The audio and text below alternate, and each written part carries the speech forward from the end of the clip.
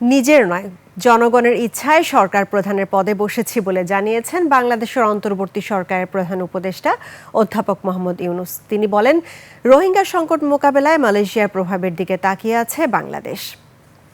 মালয়েশিয়ার সংবাদ সংস্থা বার্নামাকে দেয়া সাক্ষাৎকারে এই কথা বলেন বাংলাদেশের অন্তর্বর্তী সরকারের প্রধান উপদেষ্টা ডক্টর মোহাম্মদ ইউনূস। এ সময় তিনি বলেন, এই বয়সে বাংলাদেশের জাতীয় পট পরিবর্তনের অস্থিরতা থেকে বহু দূরে শান্ত অবসর জীবন বেছে নিতে পারতেন, কিন্তু তিনি এখন দেশের রাজনৈতিক পরিবর্তনের কেন্দ্রবিন্দুতে নিজেকে খুঁজে পান।